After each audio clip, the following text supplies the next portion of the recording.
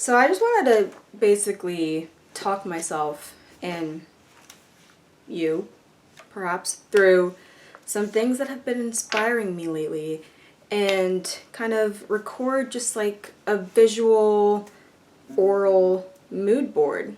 Yeah, I don't think any of these will be very surprising to people, but they're just things that have been prominent in my head recently, and I don't know, I've just been thinking about them a lot, so I want to talk about it.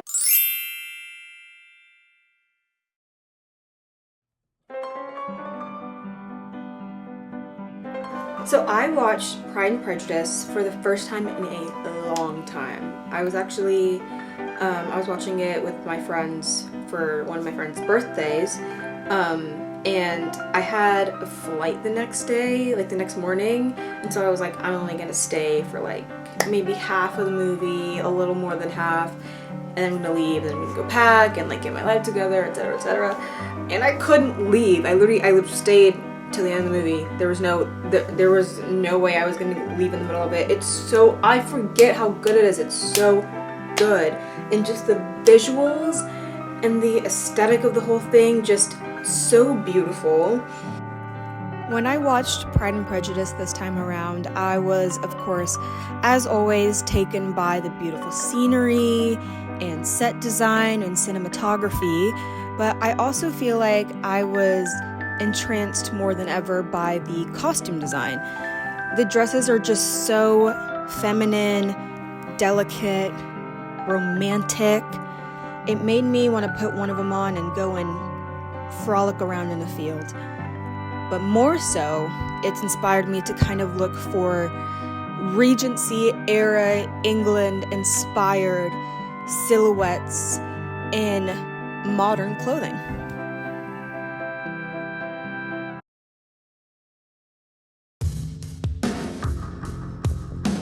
Alright, shifting to music, a song that's really been in my head is Cornflake Girl by Tori Amos.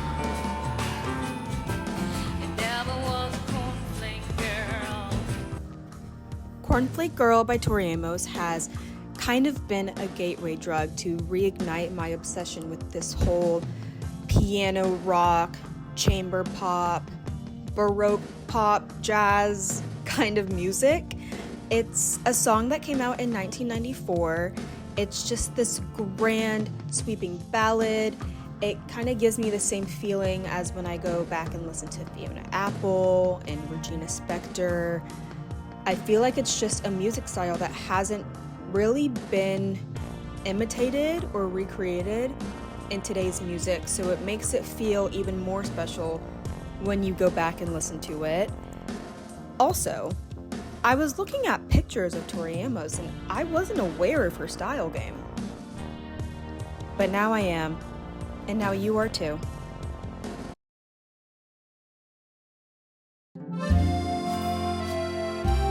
Something or someone else that has been really inspiring me lately, this one comes as a shock to no one, but it's Jane Birkin. It's not uncommon to cite Jane Birkin as a style icon, but she's just been on my mind lately. She's the embodiment of being effortlessly chic. You can learn a lot about accessorizing your outfits or elevating your outfits when looking at old pictures of hers.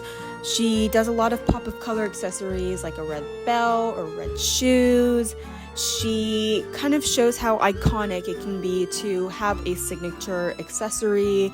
Whenever you look at a wicker basket bag, you automatically think of Jane Birkin. I'm also really obsessed with the shift dresses that she used to wear. I mean, the girlies of the 60s and 70s, their dresses were short. It's kind of showing me that I need to go shorter with my dresses. And I actually just got a shift dress that I think would be Jane Birkin approved. But overall, I think she just is a testament to how sometimes less is more.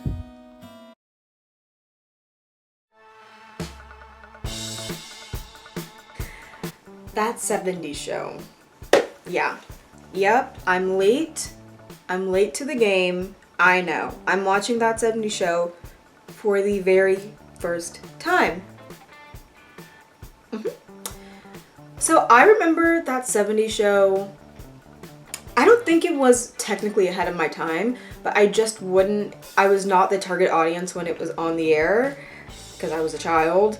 And I remember watching reruns of it, like when it would come on at on Nick at Night or something. And I distinctly remember actively hating it, but it was because I didn't get it. Like I honestly didn't get the show. All of the jokes went over my head. Like I didn't understand when they were in the basement and it's like they're doing like that spinny thing with the camera and they're all like saying a bunch of weird things. I didn't understand that's because they were high and like it's like that was like big, that's like a big part of the show, and I was always so confused as to what was happening. So I don't blame my younger self for hating it, and I'm very glad that I get it now. And I mean, one thing about me is I love a sitcom. I love a sitcom. I'll watch them over and over and over again. As I'm watching that 70s show for the very first time, I'm really taking in all of the wardrobe. I'm really attracted to all of the prints, the florals, the bright colors, and it's just one of those things that reminds you that fashion is supposed to be fun. You're supposed to have fun with what you're wearing. And I'm more drawn to Jackie's wardrobe. Donna's more of the tomboy. She has cute style too, but I relate more to Jackie.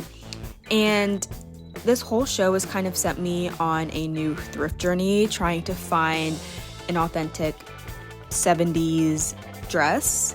I think for some reason it's really hard to find authentic 70s pieces in general, but particularly the dresses. But I'm determined to find one because I'm obsessed with all of the dresses that Jackie wears in the show.